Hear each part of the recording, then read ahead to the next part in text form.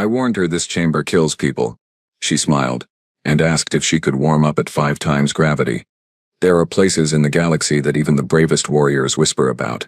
Places where legends go to die, where pride turns to dust, and where the very concept of strength gets redefined in the most brutal ways possible.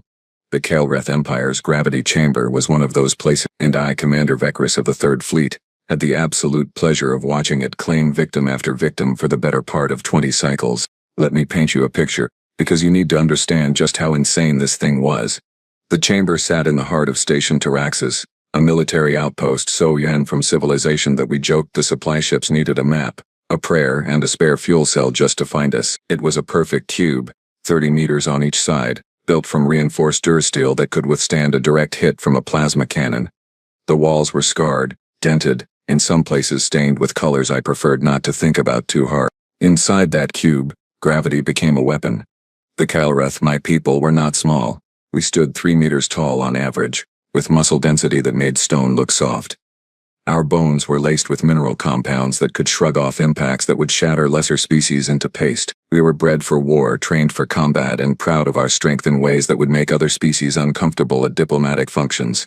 The gravity chamber was supposed to make us stronger. Keyword, supposed to. The standard setting, the one we started rookies on, was 3 times Kalreth normal gravity. That is roughly 9.7 times Earth standard, though I did not know that particular fact at the time. Most recruits could handle it for maybe 5 minutes before their legs gave out. The good ones, the ones who went on to become fleet commanders and shock troopers, they could manage 15 minutes. Maybe. The chamber went up to 20 times Kalreth normal. Nobody, and I mean nobody, had ever survived that setting for more than 40 seconds. And survive is a generous word.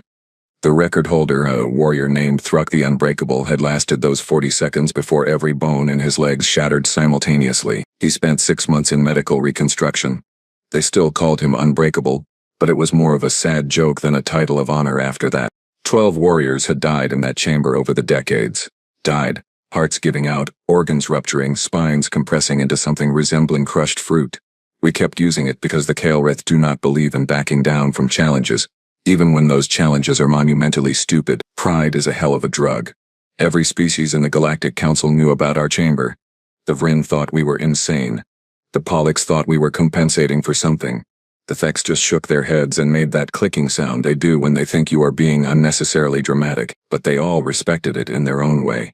It was a measuring stick, a benchmark of just how far a warrior could push themselves before physics said no. Then the humans showed up. Oh, the humans. They arrived on a Tuesday, which should have been my first warning that the universe had a sense of humor. The diplomatic vessel was small, efficient, and decorated with a blue and white flag that seemed almost cheerful compared to the battle standards most species flew. Their delegation consisted of 5 individuals, all wearing matching uniforms that looked more like comfortable pajamas than military attire. The leader, Ambassador Chen, was polite, professional, and boring in all the ways diplomats usually are.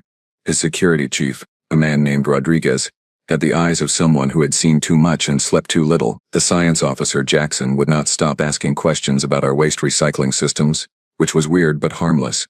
Then there was Lieutenant Zara Torres. She was small, laughably small by Kalreth standards, maybe 1.7 meters tall, with dark hair pulled back in a simple tail and brown eyes that seemed to catalog everything they landed on. She wore the same uniform as the others, but hers had some kind of insignia on the sleeve that nobody had bothered to translate yet. She did not say much during the initial tour, just nodded along while Ambassador Chen made pleasant noises about cooperation and mutual defense treaties. I did not think much of her, honestly. Another human, another tiny species that had somehow stumbled into space travel despite looking like they would blow over in a stiff breeze. That was my first mistake. We were showing them the station's training facilities mostly because Ambassador Chen had specifically requested it. Something about understanding our military readiness and cultural values. The Kalreth loved showing off, so of course we agreed. We walked them through the combat simulators, the weapons range, the tactical planning rooms. They oohed and ahed appropriately, asked intelligent questions, and generally acted like every other diplomatic delegation we had ever hosted. Then we reached the gravity chamber. Lieutenant Torres stopped walking. Just stopped, right there in the corridor, staring at the chamber through the observation window like she had just spotted an old friend. The rest of the delegation kept moving for a few steps before realizing she was not with them anymore. Ambassador Chen turned back with that patient expression diplomats practice in front of mirrors. "Lieutenant?" he called.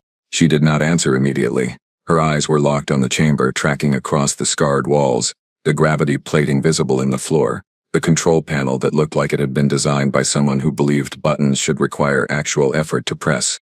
"What is that?" she asked, and there was something in her voice I could not quite identify. Interest, maybe. Or hunger. I puffed up a bit because this was my moment to shine. That, Lieutenant, is the Kael'reth Imperial Gravity Chamber, the finest training facility in 7 sectors, and the most feared testing ground for warriors across the galaxy. She tilted her head, still not looking away from it. Gravity chamber. So it increases gravity. Correct, I said, warming to the subject. It can simulate up to 20 times standard Kael'reth gravity. We use it to forge the strongest warriors in known space, to push the limits of what our bodies can endure, to separate the truly elite from the merely competent. Cool, she said. Can I use it? The corridor went quiet. Like, properly quiet. The kind of quiet that happens right before someone says something incredibly stupid, or incredibly brilliant, and you are not sure which. Ambassador Chen's eyebrows climbed toward his hairline.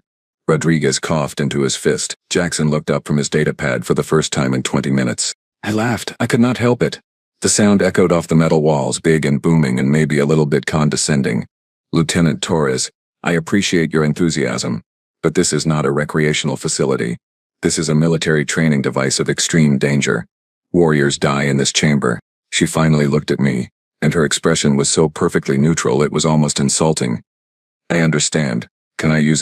My second-in-command, Officer Kelrix, stepped forward. Kelrix was old, scarred, and had the kind of patience that came from dealing with young idiots for 3 decades. Human, the lowest setting on this chamber, produces forces that would crush most species flat. Your bones are not dense enough, your musculature is not developed enough, and your cardiovascular system is certainly not adapted for this kind of stress. Zara nodded along like she was listening to a weather report. Right. So is that a yes or a no? It is a no, I said firmly. I cannot in good conscience allow you to enter that chamber. The diplomatic incident alone would end my career. Never mind the actual tragedy of watching you get pulped. She sighed, the kind of sigh that suggested she had been expecting this exact conversation. Then she turned to Ambassador Chen. Sir, permission to speak freely? Chen pinched the bridge of his nose. Granted, though I suspect I am going to regret this. I have been training in high-gravity environments since basic. I have logged over 2,000 hours in chambers similar to this, and with all due respect to Commander Vekris and his very valid concerns, I am bored out of my skull on this station and could really use a workout. 2,000 hours. The number hung in the air like a bad smell. Impossible, Kelrix said flatly. No species outside the Kael'reth, the Vren shock troops, and possibly the Thex stone warriors could accumulate that kind of exposure time without severe physiological damage. Zara shrugged. Humans are weird. We adapt. It is kind of our thing. Rodriguez spoke up for the first time, his voice gravelly and resigned. Commander, if I may, when Lieutenant Torres says she wants to use your facility, she is going to use your facility. The only question is whether you give permission now, or whether she sneaks in later and we all pretend to be surprised about it. I would not sneak, Zara protested. You absolutely would sneak, Jackson added helpfully. Ambassador Chen looked like he was doing mental calculations about insurance policies and funeral arrangements. Commander Vekris, what would it take for you to allow this? Assuming, purely hypothetically, that we could demonstrate the lieutenant's capabilities. I looked at the human, really looked at her. She was standing there in her comfortable uniform, relaxed, patient, and completely serious. There was no bravado in her expression, no false confidence. She genuinely believed she could handle the chamber, which meant either she was delusional, or I was missing something fundamental about human physiology. Fine, I said, because apparently I had lost my mind somewhere between breakfast and lunch. But we start at the absolute minimum setting. 1.5 times Kael'reth normal. If, and this is a massive if, you can handle that for 5 minutes without collapsing, we can discuss increasing it. 1.5 times Kael'reth normal was still almost 5 times Earth standard gravity. I was essentially asking her to work out while an elephant sat on her chest. It was cruel, but it was also the only way to prove to her that this was a terrible idea without actually killing her. Zara's face lit up like I had just offered her birthday cake. Deal. When do we start? Right now, I said, already regretting everything. Kelrix, prep the medical team. Have them standing by with a full trauma kit and a body bag. Just in case. Just the one body bag? Kelrix asked dryly. We can hope, I muttered. The human was already heading toward the chamber entrance, rolling her shoulders like a fighter about to enter a ring. Ambassador Chen looked at me with an expression that clearly said, "This is your funeral too, you know." I was beginning to suspect he was right. Zara walked into the chamber like she was entering a hotel room. Casual, unbothered, maybe a little bit curious about the minibar situation, she glanced around at the scarred walls, tapped one with her knuckle to test the material, and then turned to face the observation window where the rest of us had gathered like spectators at a particularly morbid sporting event. "Ready when you are," she called out, her voice coming through crystal clear on the communication system. I moved to the control panel, my fingers hovering over the settings. Kellerick stood beside me, his face carved from pure skepticism. The medical team had positioned themselves nearby, their equipment humming softly. Rodriguez and Jackson pressed against the observation window, while Ambassador Chen stood slightly back, looking like a man who had accepted his fate. "Lieutenant Torres," I said into the comm, giving her one last chance to back out with dignity intact. "I am setting this to 1.5 times standard, Kelrith gravity. That is approximately 4.8 times your Earth normal. If you feel any pain, any discomfort, any sense that your body is failing, you say the word stop, and I will shut it down immediately. Do you understand?" "Understood, Commander," she replied, and I swear she sounded amused. "Fire it up." I engaged the gravity plating. The change was instant. I had seen this 1,000 times. The way trainee warriors would suddenly compress, their knees buckling, their spines bending under the impossible weight. Strong ones would manage to stay standing, but their faces would twist with effort, sweat breaking out immediately as their bodies screamed in protest. Zara dropped into a crouch, absorbed the increased gravity, and then stood back up. Just stood up, like it was nothing. Like I had adjusted the temperature instead of multiplying her body weight by nearly 5. "Oh," she said, bouncing slightly on her toes.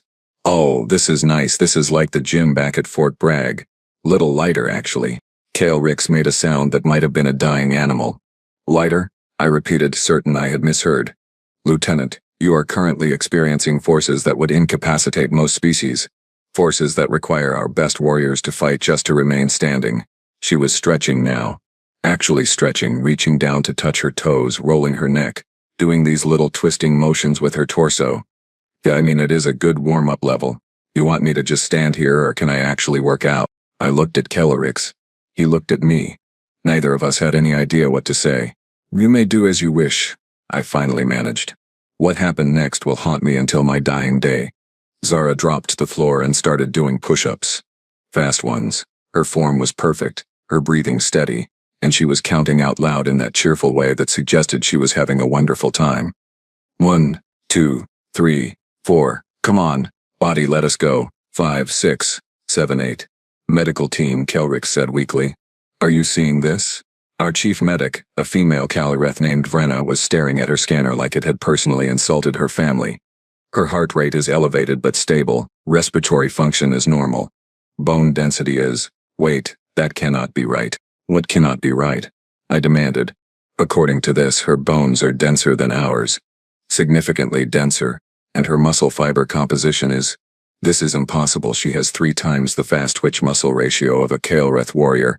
Zara had reached 50 push-ups, and transitioned into some kind of explosive jumping movement that made my knees hurt just watching.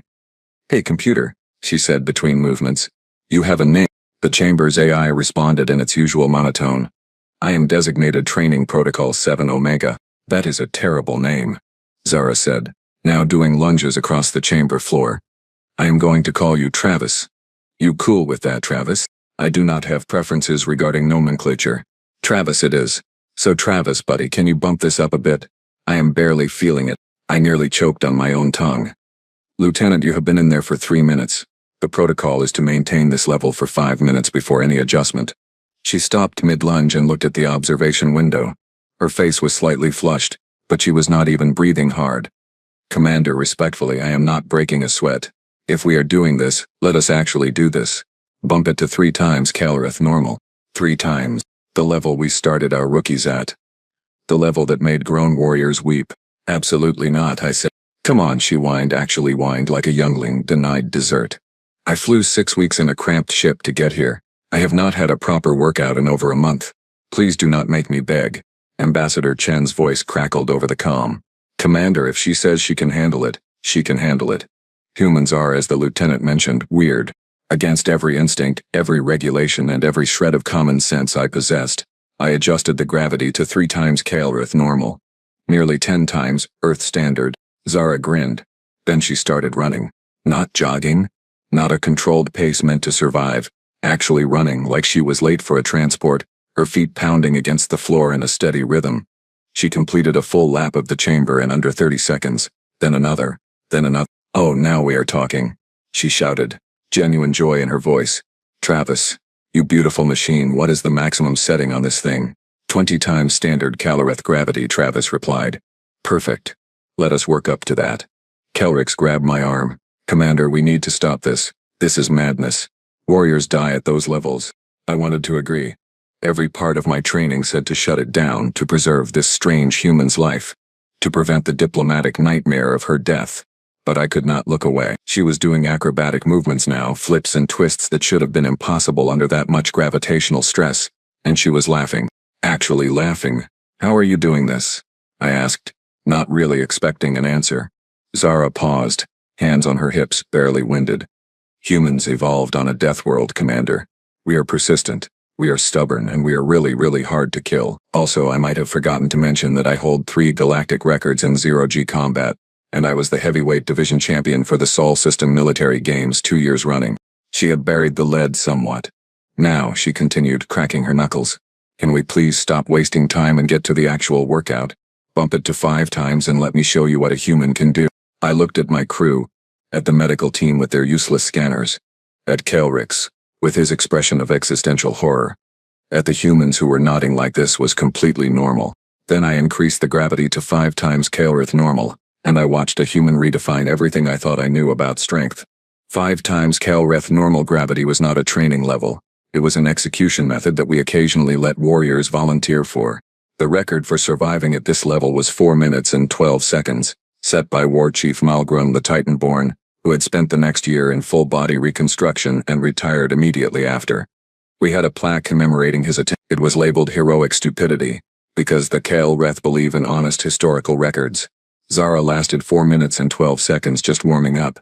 She had transitioned into some kind of complex routine that involved squatting, jumping, pushing, and movements that seemed to defy several laws of physics I had assumed were universal. Her breathing was heavier now. Sure, but it was controlled, rhythmic, the breathing of an athlete in their element. "You know what I miss," she said conversationally, addressing no one in particular while doing single-arm push-ups. "I miss the gym on base. The one near my quarters. They closed it for renovations 3 months ago and never reopened. Budget cuts or something. So I have been stuck using the ship's facilities, which are basically a treadmill and some resistance bands." She switched arms without pausing. "Do you know how boring resistance bands are?" she continued. "Travis, buddy, bump it to 7 times. I am starting to feel this."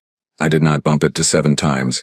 I was frozen, my hand on the controls, watching something that my brain refused to process as real. Beside me, Kelrix had given up on standing and had simply sat down on the floor, staring through the observation window with the blank expression of someone whose worldview had shattered.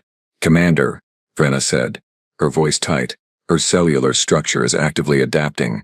I am watching her muscle fibers reinforce themselves in real time. This should not be possible. Evolution does not work this fast. Humans, Ambassador Chen said quietly, have a stress response system that most species would classify as a medical emergency. We call it adrenaline, and we can trigger it voluntarily. Rodriguez nodded. Also, we heal wrong. Bones break and come back stronger. Muscles tear and rebuild denser.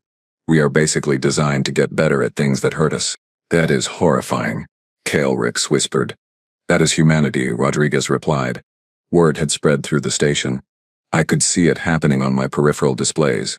Other species, other warriors, other delegations were heading toward the observation deck. The Vryn sent their shock trooper, a massive brute named Korgath who had survived the chamber at 3 times Kelreth normal for a full 10 minutes, and never stopped bragging about it. He arrived, saw Zara, and his mandibles went slack. What is that creature?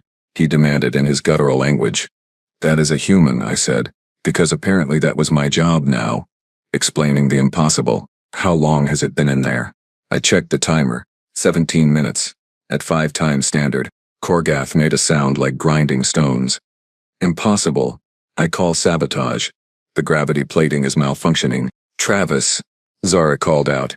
Now doing handstand push-ups because apparently regular push-ups were too mainstream. Can you confirm current gravity levels for the nice friend gentleman? Current gravity setting is 5.0 times standard Kelrith gravity, Travis responded. All systems functioning within normal parameters. Gravitational force is consistent across the chamber floor. The Vryn shock trooper, the being who had built his entire reputation on his chamber performance, looked like someone had stolen his lunch money. But I am stronger than that. I am Vryn. We are the strong one. Zara flipped back to her feet, wiped some sweat from her forehead, and smiled at the window. Strength is relative, big guy. Travis, let us try 10 times. I want to see if I can still do burpees. Lieutenant Torres, I finally found my voice. 10 times Kelrith normal has killed every warrior who attempted it. Not injured. Killed. Dead. Funeral arrangements.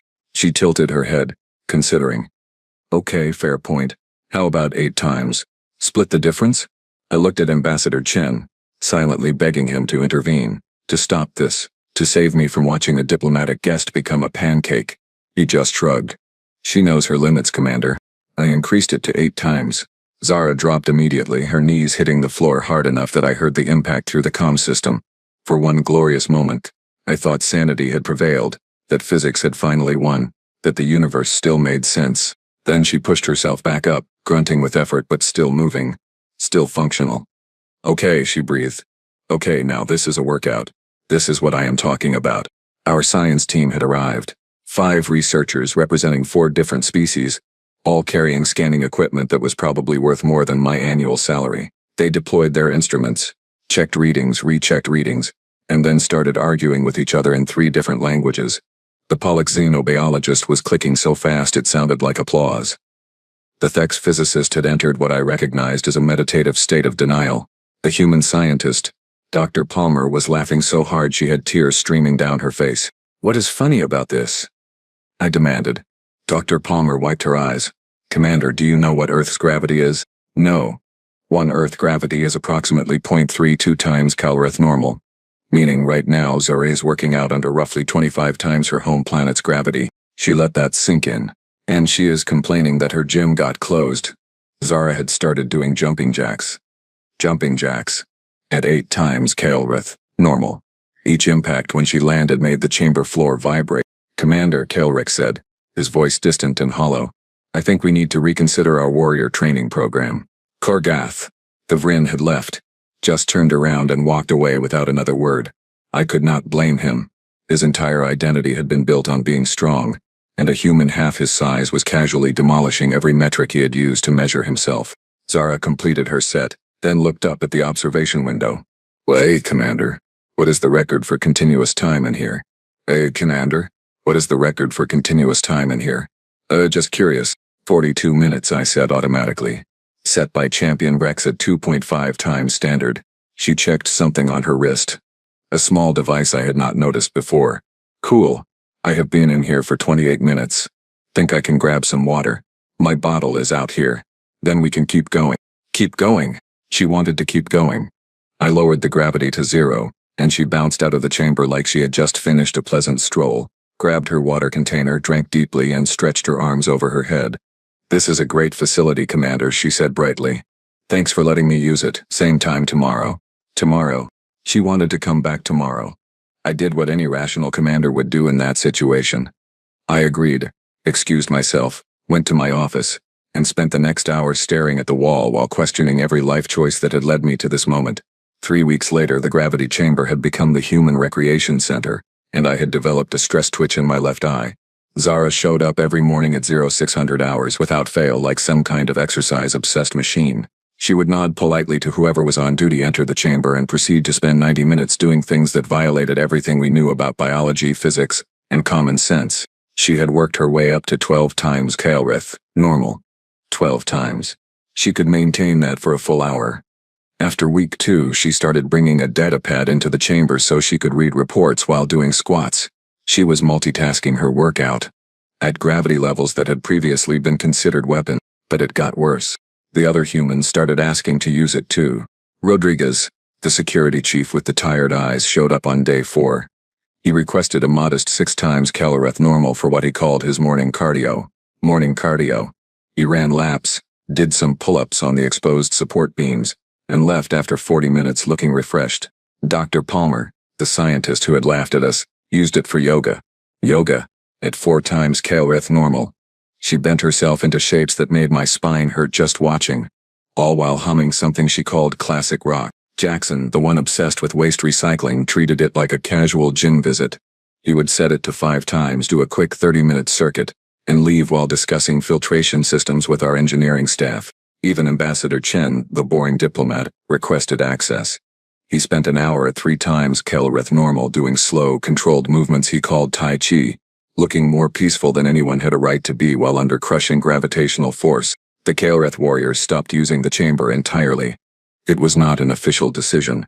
Nobody sent out a memo. But word spread fast. Why train in a facility where humans treated your maximum effort as their warm-up? Why push yourself to your absolute limits just to watch a creature a third your size outlast you while chatting about the weather? Morale was not great. I found Kael'rith in the observation room one morning, watching Zara work out at what had become her standard level. She was doing box jumps onto a platform while explaining her workout playlist preferences to Travis, who had apparently become her best friend. "We are not the strong ones anymore," Kael'rith said quietly. "We built our entire culture on being the warriors, the tough ones, the species that could endure anything. And then these tiny squishy creatures show up and make us look like younglings. They are not doing it maliciously," I offered, though I understood his pain. "I know," he sighed, "which almost makes it worse. They are not trying to humiliate us. This is just normal for them. Casual." Zara apologized yesterday for taking up too much chamber time. She was concerned she was preventing our warriors from training. I had heard about that. She had offered to limit her sessions to off-peak hours. The suggestion had been met with horrified silence, because the truth was our warriors were not using the chamber at all anymore, and admitting that felt like surrender. The station crew had started calling it the human gym. Not officially, of course. Official documents still read Kael'rith Imperial Gravity Chamber, but in casual conversation, in shift reports, in the mess hall, everyone knew what you meant when you said you were heading to the human gym. Our pride, our legendary training facility, had been culturally annexed by a species that treated it like a slightly inconvenient Planet Fitness. On day 19, something changed. The Kael'rith youngling, barely into his second growth cycle, showed up at the observation window while Zara was cooling down. His name was Torvik, and he was the son of one of our decorated veterans. He had been watching the humans for days, studying them with the intensity only younglings possessed. Zara noticed him through the window and waved. He waved back hesitantly. She exited the chamber, gravity returning to normal, and walked over to him. "Hey there, you are Torvik, right? Your dad is Officer Rennick?" The youngling nodded, clearly starstruck. "I have seen you watching," Zara said gently. "Want to try it out?" Torvik looked terrified and excited in equal measure. "Yeah, I'm not strong enough. I am just a youngling. The chamber is for warriors." Zara crouched down to his eye level, which was still above her head because Kael'rith younglings were tall. "Can I tell you a secret? Strength is not something you are born with. It is something you build. You know what I was doing the first time I entered a gravity chamber back on Earth?" He shook his head. "Throwing up," she said cheerfully. "Just absolutely losing my lunch all over the floor. It was embarrassing. But I kept going back, every day. And every day it got a little bit easier. That is the secret. You do not have to be strong today, you just have to be willing to be stronger tomorrow." She stood up and gestured to the chamber. "Come on. We will start easy. 1.2 times normal. I will be right there with you. If it is too much, we stop. No shame, no judgment. Just 2 people working out. Deal." Torvik looked at me. I had no idea what expression was on my face, but I managed to nod. They entered together. Zara set the gravity to 1.2 times, a level so low we had not used it since the chamber was built. Torvik stumbled, caught himself, and stood there shaking with effort. "Good," Zara said. "Now, just stand. Feel the weight. Let your body adjust. Breathe." He stood for 5 minutes, then 10. His legs were trembling, his face was flushed, but he was standing. When Zara finally lowered the gravity, he was grinning so wide I thought his face might split. "I did it," he whispered. "I actually did it." "You did," Zara confirmed. "And tomorrow, if you want, we can try again. Maybe go for 12 minutes. Build up slowly. That is how you get strong." Word of that session spread faster than a hull breach alarm. The next morning, 3 more younglings showed up, then 5, then a dozen.